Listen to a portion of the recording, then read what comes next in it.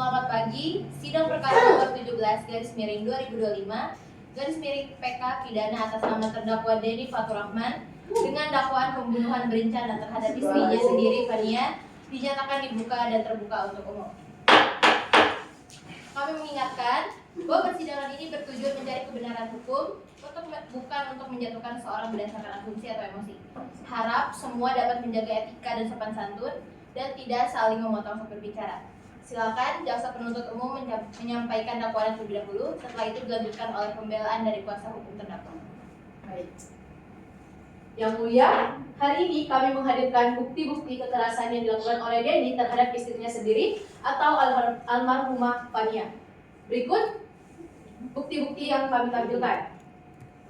Berdasarkan hasil visum, tubuh korban menunjukkan tanda-tanda kekerasan fisik yang dilakukan oleh suaminya sendiri, yaitu ada luka lebam, luka robek, dan juga trauma tumpul. Ditambah, saat itu korban sedang mengandung anak sendiri dari bapaknya yang sedang dalam 3 bulan. Kami juga memiliki rekaman CCTV dari kamera tetangga yang menangkap suara teriakan dan benturan besar dari rumah Denny pada malam kejadian. Saksi lingkungan menyatakan mendengar suara cekcok antara Bapak Denny dan juga almarhumah Fania. Terdengar jeritan dari Ibu Fania, kami menduga malam itu adalah puncak kekerasan yang dilakukan oleh Denny terhadap almarhumah. Terdakwa, Anda didakwa melakukan kekerasan berujung kematian kepada istri Anda. Bagaimana tanggapan? Yang mulia, saya memang emosian. Kami sering bertengkar. Pada malam itu kami memang sedang di puncak bertengkar. Tapi saya tidak ada niat sedikit pun untuk menyakiti Fania. Saya keluar rumah pada malam itu karena kami baru saja bertengkar. Waktu saya kembali, dia sudah tidak bernyawa. Tapi, mengapa Anda tidak menghubungi polisi, tidak menghubungi pihak setempat atas kejadian tersebut? Bahkan secara tidak tega, Anda tidak membawa korban ke rumah sakit. Kenapa? Saya panik dan saya tidak bisa berpikir jernih untuk membawa korban ke rumah sakit. Apakah Yang mulia, klien saya bukan kriminal. Dia adalah suami yang sedang menghadapi tekanan besar yang dalam rumah tangganya. Tidak ada bukti saudara Denny membunuh istrinya. Visum memang menunjukkan luka, tetapi akan saksi mata yang menyaksikan langsung saudara Denny memukul dan menyaksikan Fania malam itu. tidak ada saksi? Pengacara mengatakan bahwa tidak ada saksi.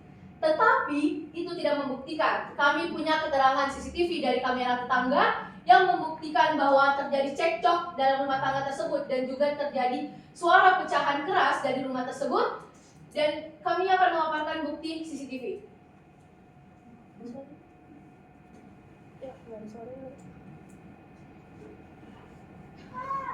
Berikut kami lampirkan CCTV dari rumah tetangga yang dapat menjadi bukti kuat bahwa terjadinya kekerasan di dalam rumah tersebut pada malam kejadian.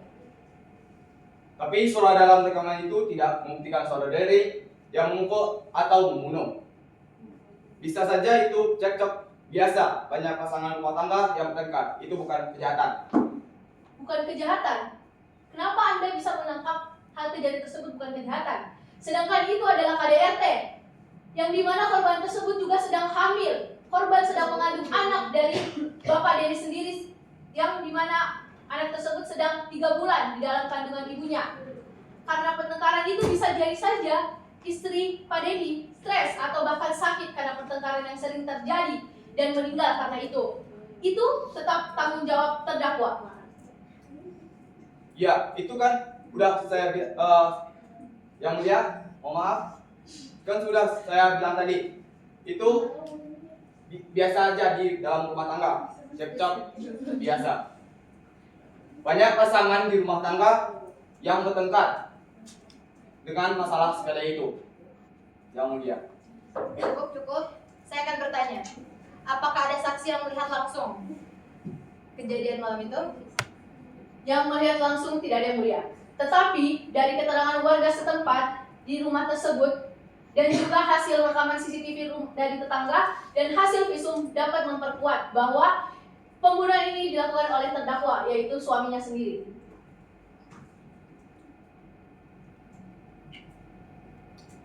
Yang mulia, kami punya saksi yaitu Satpam komplek yang melihat saudara Denny yang keluar dari rumah dalam pukul 22.00 WIB. Berdasarkan forensik, korban diduga meninggal sekitar waktu itu. Jika Denny tidak berada di rumah, bagaimana dia bisa melakukan pembunuhan tersebut? Itu bisa saja diatur. Mengapa semua kejadian itu bisa terjadi? Tentu saja itu sudah diatur oleh terdakwa.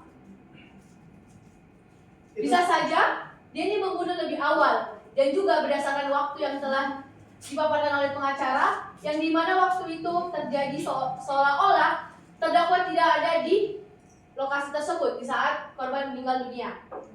Sebelumnya, bisakah saya melihat bukti CCTV-nya? Boleh.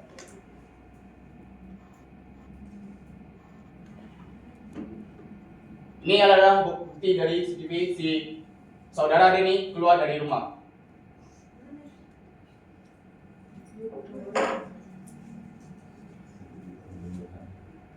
Ini CCTV-nya saya dapat yaitu dari Satpam yang menjaga komplek tersebut. Dari saudara Denny? Itu tidak benar. Ketika istri saya sedang mengandung anak sendiri, mana tega saya harus membunuh istri dan anak saya sendiri, dan itu darah daging saya sendiri. Dan saya tidak tahu harus ngomong apa.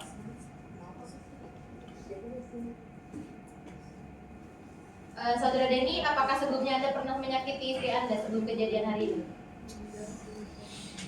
Ya, saya pernah membentaknya dan kami bertengkar. Tapi saya tidak pernah melakukan kekerasan fisik seperti memukul ataupun yang menyebabkan luka lebam seperti yang ada di bukti-bukti tadi. Berarti Anda mengakui kalau Anda telah melakukan KDRT terhadap istri Anda sendiri? Saya tidak tahu. Kami berdua memang keras kepala dan sering jadi pertengkaran di dalam rumah tangga kami. Yang mulia, izin. Kami minta agar kasus ini jangan disimpulkan terlalu cepat. Semuanya bukti masih bersifat indikatif. Tidak ada bukti langsung pembunuhan dan klien kami punya alibi waktu yang kejadian tersebut. Baik, saya mengerti kasus ini cukup rumit. Untuk jasa, apakah Anda mempunyai bukti tambahan? Ya, yang mulia, kami memohon untuk waktu 1 minggu untuk menggali lebih dalam kepada TKP yang terjadi. Kemungkinan adanya bukti baru, termasuk toksikologi dan latar belakang psikologis korban. Kami menduga ada unsur pembunuhan yang mungkin belum terungkap saat ini. Baik, dengan ini sidang saya tunda selama 1 minggu. Diharapkan pada sidang berikutnya pihak jaksa sudah menemukan bukti yang lebih meyakinkan. Sidang ditutup sementara.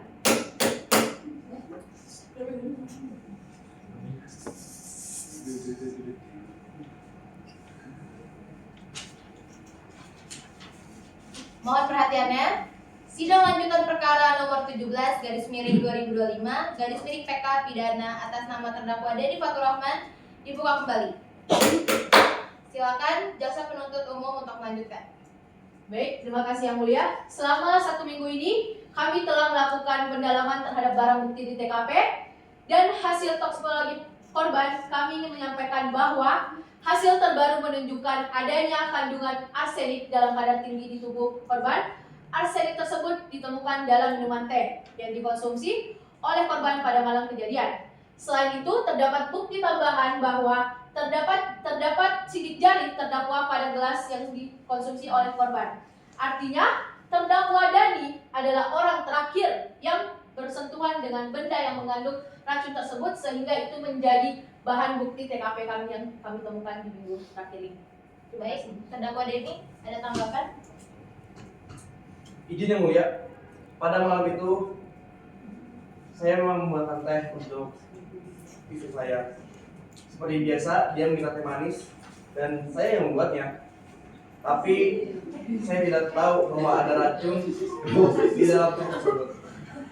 Dan saya juga tidak menyangka bahwa itu menjadi teh terakhir yang dia minum pada malam itu. Dan setelah saya keluar dan saya kembali ke rumah, dia sudah tidak bernyawa. Izin yang mulia, kami mengakui bahwa saudara Denny menyentuh gelas tersebut. Tapi perlu diingat, tidak ada saksi mata yang melihat saudara Denny yang meracuni istrinya. Di rumah itu tidak ada siapapun yang bisa masuk ke dalam rumah maupun di dapur. Bahkan saudara korban pernah menginap beberapa hari di hari sebelum kematian istrinya. Tapi tidak ada orang di rumah di malam kejadian itu. Dan terdakwa sendiri mengaku sempat keluar rumah pukul 22.00 WIB. Padahal korban diperkirakan meninggal sekitar waktu tersebut. Itu sangat mencurigakan. Bagaimana tanggapan Anda? Justru itu poinnya, Yang Mulia. Jika dia tidak ada di rumah saat waktu kematian, bagaimana dia bisa secara langsung menyebabkan kematian tersebut? Tolong tenang, jaksa silakan lanjutkan.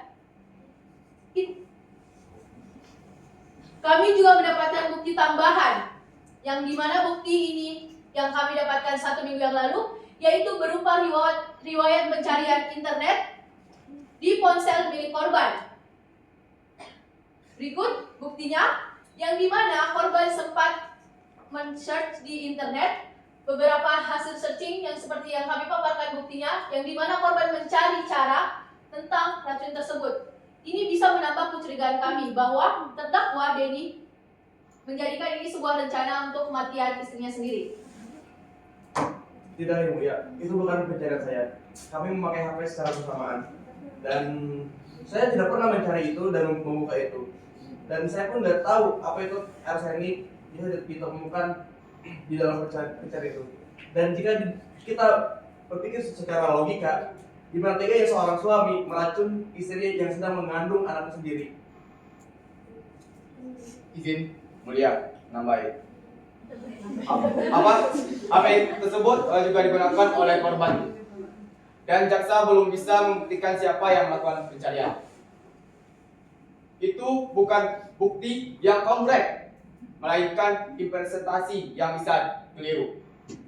Yang Mulia. Jaksa, apakah ada rekaman CCTV yang membuktikan bahwa saksi langsung yang melihat terdakwa mencampurkan racun? Baik, izin Yang Mulia. Tidak ada rekaman visual dari dalam rumah tersebut. Tetapi kami mendengar suara pertengkaran dan teriakan dari tetangga. Ini adalah rangkaian kekerasan yang mengarah pada dugaan pembunuhan yang dilakukan oleh terdakwa.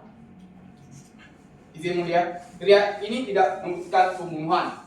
Yang Mulia, itu bisa saja pertengkaran biasa, tanpa bukti langsung. Tidak adil nuduh klien saya yang meracuni istrinya tersebut. Saya paham bahwa saat ini posisi kedua belah pihak masih bertolak belakang. Keterangan forensik memang menyebut adanya arsenik, tapi tidak ada bukti langsung bahwa terdakwa yang mencampurkan racun-racun tersebut. Sementara itu, hasil otopsi menunjukkan tidak ada luka kekerasan langsung yang menyebabkan kematian. Apakah ada saksi lain yang bisa memperkuat bukti Anda, jaksa? Ya, Yang Mulia, kami memanggil Dr. Savana yang merupakan forensik yang menangani otopsi ulang korban. Silakan. Silakan, Dr. Savana. Baik Yang Mulia, berdasarkan otopsi ulang yang kami lakukan dan juga hasil dari toksikologi, memang terdapat racun arsenik yang sangat tinggi di tubuh korban, yaitu tepatnya di pencernaannya, sistem pencernaannya. Dan perlu diketahui juga kalau racun arsenik ini adalah racun yang tidak memiliki rasa dan juga bau yang khas, sehingga ketika racun tersebut bercampur dengan air ataupun makanan, maka itu tidak akan terdeteksi. Nah, tapi pada hasil uji mikroskopis ini menunjukkan tidak ada jejak campur tangan dari pihak luar.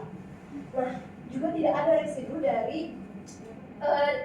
di gelas selain teh yang dibuatkan oleh suaminya sendiri. Dan juga juga tidak ada luka cekikan ataupun tanda-tanda pemaksaan ketika suaminya ini menyuruh korban untuk meminum racunnya tersebut. Dan satu hal penting yang perlu diingat itu berdasarkan kondisi pencernaannya, saya menemukan bahwa korban ini menelan kapsul yang berisi racun tersebut dan meminumnya sendiri. Kemungkinan korban almarhumah Fania itu membeli racun tersebut itu melalui pencarian online ataupun media gelap, jalur gelap seperti itu, dan tidak ada juga sidik jari yang membuktikan bahwa saudara Denny ini memegang atau menyentuh racun tersebut, karena hasil dari yang kami lakukan, racun tersebut itu sidik jarinya hanya ada sidik jari korban. dan tidak ada sidik jari suaminya. Lalu racun tersebut kami temukan tepatnya kemarin saat TKP diulang itu ada di tempat sampah kamar mandi, dan kami menemukan hasil kimia fiksasinya ini setelah kami lakukan otopsi ulang, yaitu pada kuku korban yang telah kami simpan itu terdapat serbuk-serbuk racun yang sama dengan serbuk yang ada di salah satu TKP kemarin yang sempat kami ambil, yaitu ada di kaset. Dan setelah kami lakukan ulang dan benar itu adalah ternyata racun seperti itu. Jadi maksud Anda? Ya, kemungkinan besar bahwa almarhumah Fania itu adalah bunuh diri. Dia sengaja menelan racun tersebut dan teh yang dibuatkan oleh suaminya ini tidak ada sangkut pautnya. Tapi kenapa korban melakukan itu? Baik, Bang ya, silakan dilihat. Saya tidak bisa menjawab motif pastinya itu seperti apa, tapi bisa dilihat di catatan medis klinik sebelumnya dari almarhumah Fania bahwa almarhumah ini memiliki catatan medis, catatan psikologis yang menunjukkan bahwa korban ini menunjukkan depresi berat dan juga trauma terhadap kekerasan rumah tangga yang seringkali berulang seperti itu.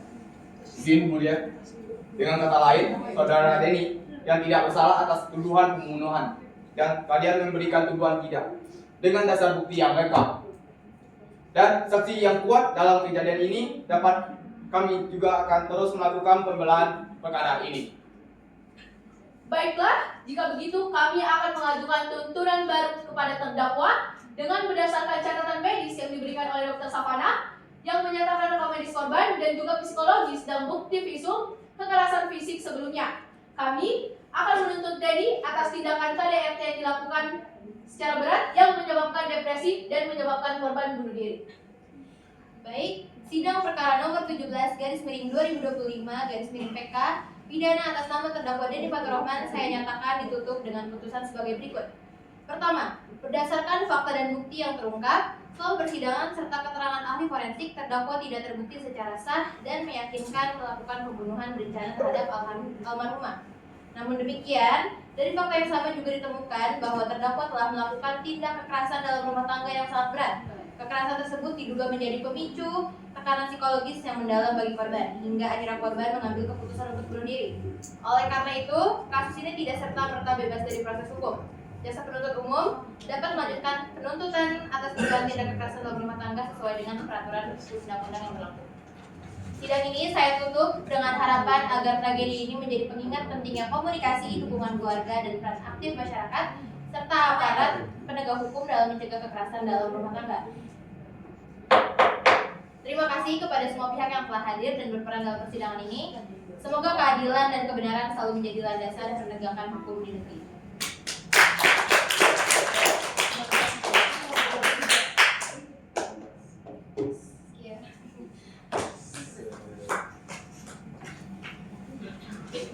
Sekian dari kami. Wassalamualaikum warahmatullahi wabarakatuh.